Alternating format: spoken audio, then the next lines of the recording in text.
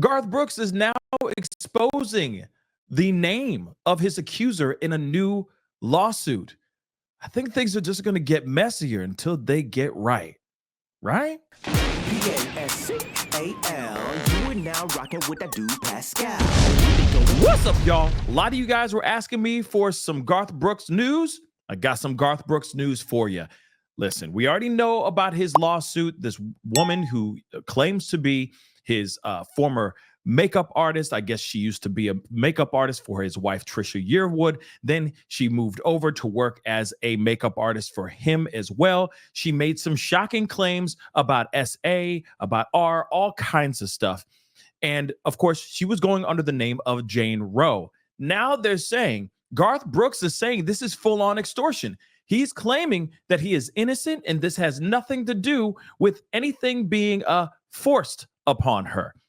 And he names her name in the new lawsuit or in his filing, okay? Because apparently he put out a lawsuit against her before she was able to file this lawsuit, which is absolutely crazy. So he had been known that she was going to accuse him of doing something earlier on, and so he tried to get ahead of it before Ish really went down. Some people will look at that and go, okay, he's trying to manipulate things. You know, he's seeing this as optically. He just wants to get in front of it, in front of the public eye, so it looks like he's innocent. Some people might look at this and go, he literally is trying to protect himself from someone who is literally just trying to extort him, right? But let's get into this article. This is some very interesting stuff. And of course, you know, this is another guy going down, you know, and by a former hairstylist and makeup artist. And to me, it kind of seems like there just may have been, this is just what shooting from the hip here, okay? Maybe this is a situation where this is a relationship gone awry. Maybe they got romantic, he cut ties with her, and that made her feel some type of way about this. And then, of course, this is an opportunity to grab a bag, or she just sees this as an opportunity to grab a bag and she's just lying, or this actually just happened. They're all on the table here, especially when you see how everything is transpiring and the text messages and all that apparently are being said in here. It's really, really interesting stuff. So let's get into this, okay? So it says last week, okay, a lawsuit was filed against the country icon 62, okay, by his former hairstylist and makeup artist under the name Jane Roe. And I think that's interesting that it's Jane Roe and not just, well, she's not gone, but at the same time, you know, we hear Jane Doe all the time. So Jane Roe is interesting. But anyway, who alleged Garth Brooks displayed inappropriate behavior and R-ed her during their time working together. He responded with a pair of complaints filed in the U.S. District Court of the Southern District of Mississippi on October 8th, just yesterday, and named the accuser while referring to her suit as an quote-unquote extortion attempt. So one of the complaints, according to the documents obtained by this article, The People, his legal team stated that they made the new filing to quote-unquote obtain relief from the defendant's quote-unquote ongoing attempted extortion, defamation, false light invasion of privacy, and intentional infliction of emotional distress through outrageous conduct, claiming the quote-unquote false allegations would irreparably harm plaintiff's reputation, family career, and livelihood. I mean, obviously, it's definitely putting a strain on his name. This is Garth Brooks we're talking about. This is massive name, okay, household name. And now people are looking at him in quite a fashion. And it's interesting, okay, whether this is real or not, let's be real on this. When somebody accuses you of doing something like this, it is very hard to shake this stuff off. Let's keep it a buck, okay? So Jane Roe's legal team, okay, replied to Brooks' new filing in a statement obtained by People. They say Garth Brooks just revealed himself, his true self, they wrote. With no legal justification, Brooks outed her because he thinks the laws don't apply to him. On behalf of our client, we will be moving for maximum sanctions against him immediately. Now, of course, one will look at this and go, why wouldn't they? Why would he put her name out there? Right? Why would he expose her in the way that he did? Now, some might look at that and go, okay, he's angry. And he wasn't thinking, and and some others will be like, damn right, expose that ass. Well, I say this: you always got to err on the side of caution, and exposing her could make you look more of a monster than the other way around. Because let's be real, exposing her name and putting her name out there, now people are going to be looking for her. Okay, even fans, fanatics, people who just love Garth Brooks that think he could do no wrong. Right? Instead of actually letting it all play out in court, right? He's putting her out there in that way. It can look really, really bad. And I get being angry about this if you are innocent, but at the same time, you have to err on the side of caution. So Brooks, other complaint, okay, filed under the pseudonym John Doe, noted that he would refile his complaint without pseudonyms against Jane Doe or Jane Roe, since the woman's attorneys disclosed his identity to the press. So in other words, he's like, okay, you put my name out there, I'm going to put your name out there, which is very, very interesting. The Friends in Low Places singer alleged Roe, the Jane Roe, devised a malicious scheme to blackmail him into paying her millions of dollars following his rejection of her quote unquote request for salaried employment and medical benefits. He also claimed that she, quote unquote, threatened to publicly disclose false claims about him that would imperil his business and reputation. Woo! This is crazy. Woo! Thicker than a snicker, y'all. Okay, so let's continue. In his court filing, Brooks further claimed the woman worked as an independent contractor for him for 15 years before relocating from Tennessee to Mississippi. After her move, he said, she, quote unquote, encountered financial difficulties and asked him for assistance, which he claimed he offered. Eventually, Roe asked for a salary and benefits per the documents, and Brooks denied her request. Then he claims that she, quote unquote, responded with false and outrageous allegations of misconduct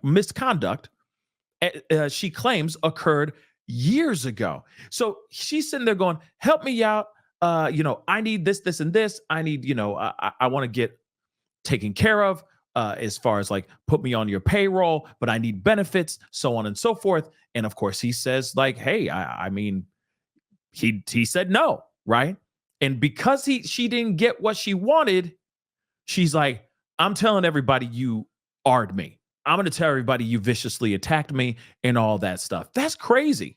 Okay. And maybe she's feeling salty from moving from Tennessee to Mississippi, hoping for more in her financial gain or in her job for Brooks. And maybe Brooks is like, I can't give you all that. I could just go gig by gig. You are an independent contractor. I'm going to pay you gig by gig. I'm not going to put you on a salary. You know what I'm saying? Maybe that's what it was. I don't know. But that's pretty extreme that she would sit there and go, how dare you not give me do you know how much hairspray is? You know what I'm saying? And he bald? So again, it's like, do you know how much foundation is? It's expensive. Now I'm going to tell everybody you SA'd me. That's crazy. Okay. Her allegations, including grooming, okay, unwanted touching, and SA, among others, were allegedly submitted in a demand letter to Brooks and others on his team on July 17th, 2024. So he knew about this for a little while. Okay. I mean, we're in October. What is this? The recording of this video is October 9th in the year of our Lord, 2024. So he's been around knowing about this, and his team has been knowing about this since this summer. Okay, so that says a lot. The complaint alleges that the demand letter Mark Brooks first time learning of these allegations or these accusations, none of which has any basis in fact.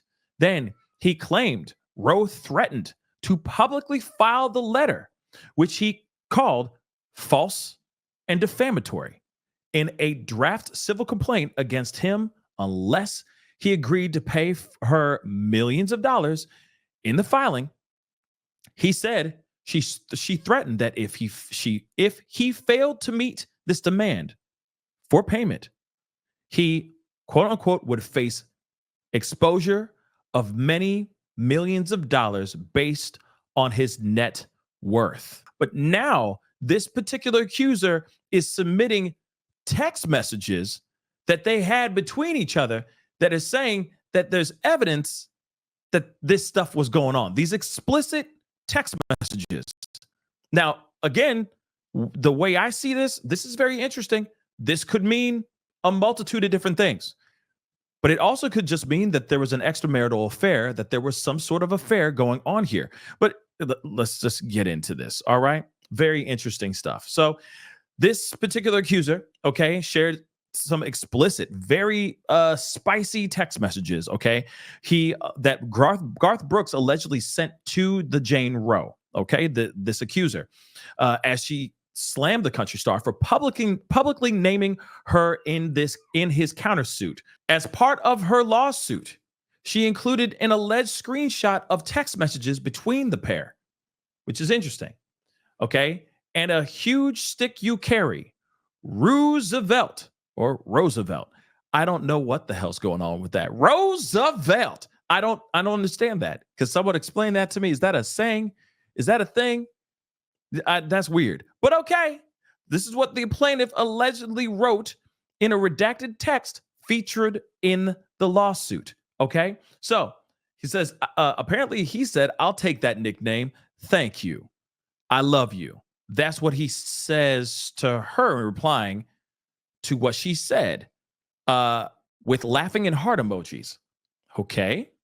According to the court documents, Brooks allegedly used more than one cell phone and sometimes would use different names and email addresses to communicate with Miss Roe. He would tell Miss Roe ahead of time that he would be sending her communications under a different name. In the plaintiff filing, she also claims Brooks allegedly encouraged Miss Roe to speak in a spicy and saucy manner, okay, to him, like in the text screenshot. Well, so, that big stick that you carry, Roosevelt, right? How is that spicy? How does that turn somebody? Okay, I don't. Some of y'all weird out here. You know what I'm saying? Some of y'all are weird out here. But moving on.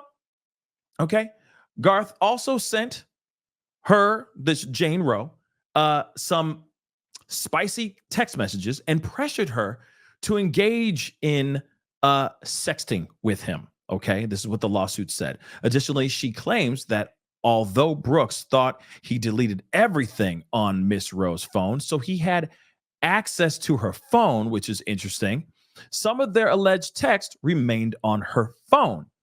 The Friends in Low Places singer previously denied the claims in a complaint filed under John Doe, in Mississippi in mid-September to try to suppress her accusations before she filed suit against him. Now the plaintiff's attorneys, okay, have issued a statement to the Daily Mail, this other article we're reading here, stating he named the accuser out of spite. So Garth Brooks just revealed his true self out of spite and to punish. He publicly named our victim with no legal justification. Brooks outed her because he thinks the laws don't apply to him. On behalf of our client, we will be moving for maximum sanctions against him immediately, which we already read for the most part in the other article. But now we're seeing here with this, it's very, very interesting to say the least. Okay. Now we're seeing this video, this piece of information.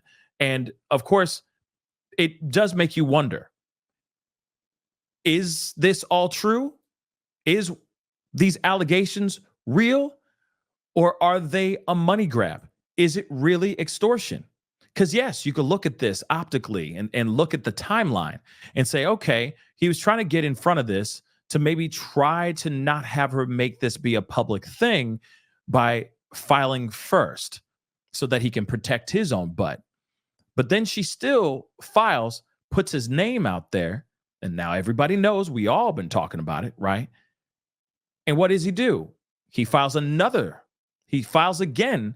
and then puts her real name out there. Optically, that can look very spiteful for sure, and it can give some Diddy vibes. Think about it. Exposing her name, that makes that person want to cower in fear, because you got to err on the side of, what if this is actually true? What if actually this happened and this is a true story, right? This essay and all that, she was viciously attacked in that way. What if it is true? What if it's actually true? By him putting her name out there, this can look very, very bad on his part. Instead of him just being the good guy, he's going out and like, oh, F me? No, F you now. And it can look like, hey, I'm exposing her so that hopefully she shuts up real fast. She drops these charges. But again, what if she is a victim and she's innocent, and he's just exposing her in a way as a tactic to scare her? That can look very, very bad.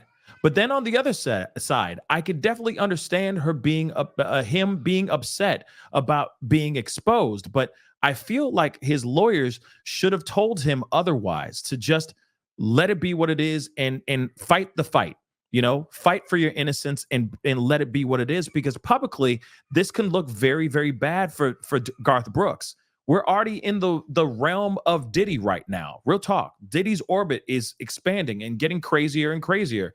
This is not the time to expose any Jane Does at all. But these text messages, what say you? Are they good enough? Do they have merit? Are they strong enough to stand on, to say, yes, there was some sort of thing going on? To me, it doesn't show any signs of SA or R or SB. It just shows that there could have been an affair going on.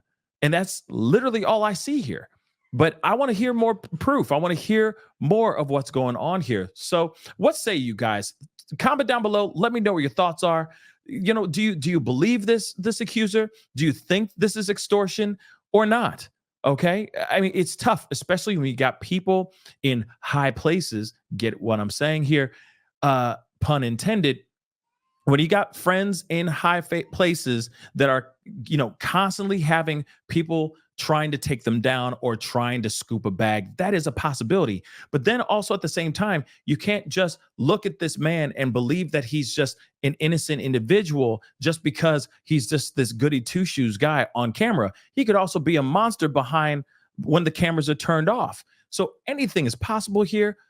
Comment down below. Let me know what your thoughts are. Hit that like button down below. Don't forget to crush that subscribe button. And don't forget to hit that follow button if you're watching on other platforms. It'd be great to have you a part of the Pascal Show family. Anyways, time to get going. Be good to yourselves. Be good to one another. We'll talk soon. This is the Pascal Show. Bye. Pascal. You are now rocking with that dude Pascal. We be going wild.